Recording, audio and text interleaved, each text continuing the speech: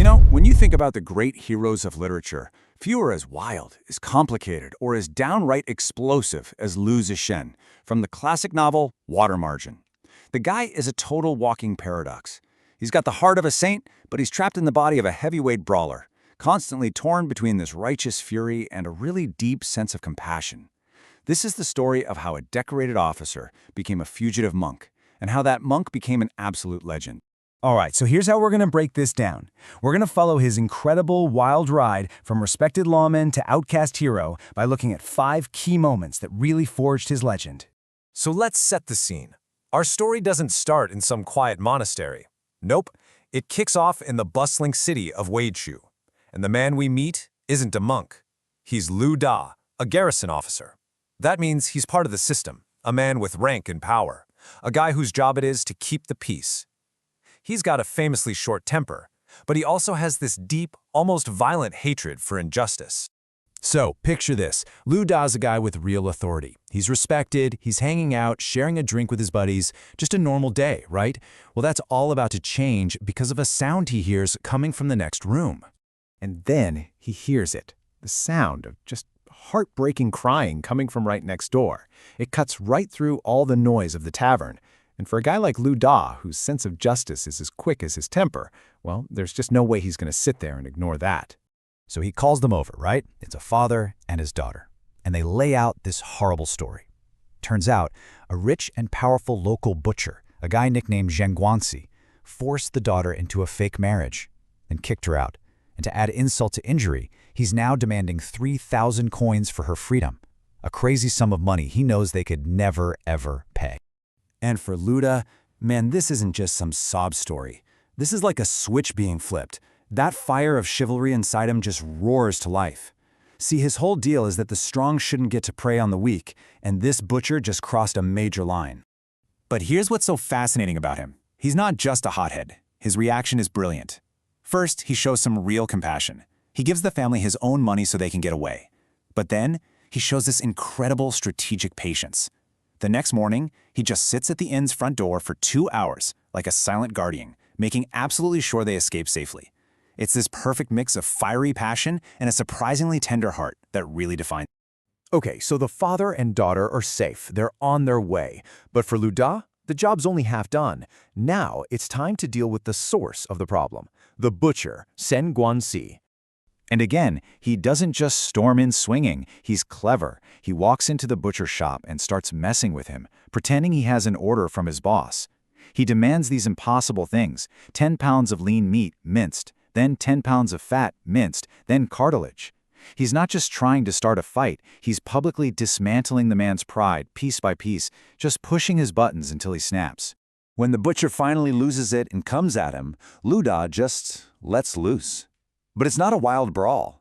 It's a controlled, methodical rage. 3 punches. The first one shatters his nose. The second, his eye socket. The third one lands right on his temple. A lesson that he delivered with way more force than he ever intended. And the lesson turns fatal. To his absolute horror, Liu Da realizes the butcher isn't breathing anymore. In that single instant, his life as an officer is over. Thinking fast, he points at the body and yells this line to the shocked crowd, pretending the guy's just playing dead. It buys him just enough time to flee the city. He's now a wanted murderer. So that's it. No more Officer Liu Da. He's a fugitive, a man completely stripped of his status, his identity. He's on the run, forced down a path he never could have imagined, searching for any place to hide from the very law he once upheld. You can see the total transformation here, right? From Officer Liu Da, a man of authority and law, to this new reality as a fugitive. On the road, someone gives him a tip. The safest place to disappear is a monastery. And so, out of sheer desperation, Liu Da, the enforcer of the law, seeks refuge under the vows of a Buddhist monk on the remote Mount Wuta. He even gets a new name, Zixin. But let's be real, you can't just put a monk's robe on a tiger and expect it to start purring.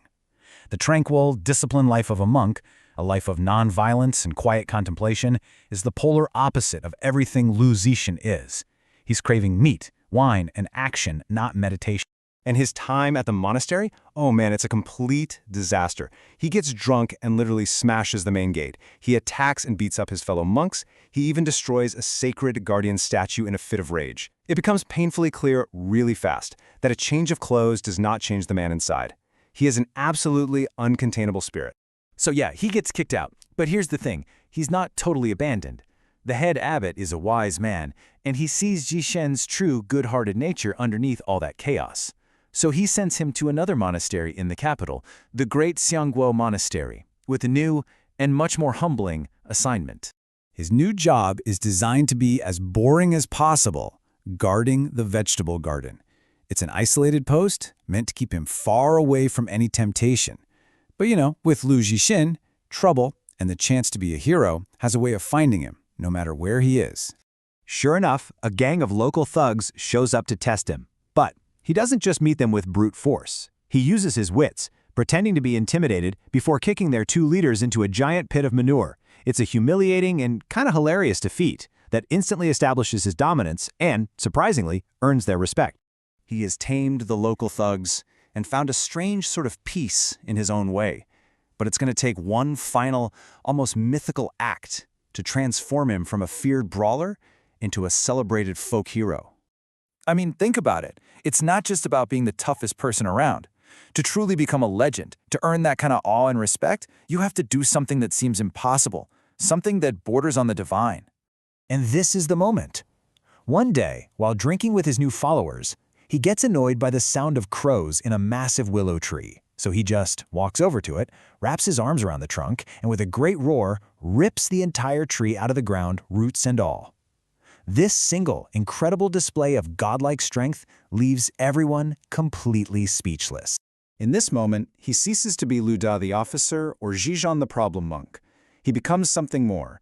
He is now a living legend, a guardian for the common people who have gathered around him. He has finally found a way to channel his immense power towards a clear and noble purpose. And this quote really defines his entire existence, doesn't it?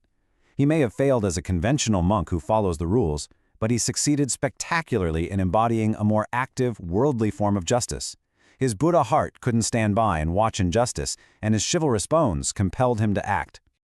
The story of Lu Jixin offers no easy answers. Instead, it leaves us with the powerful legend of the flowery monk, a flawed, fierce, and fundamentally good man, proving that sometimes a pure heart requires some pretty brutal methods. And it makes you wonder, doesn't it?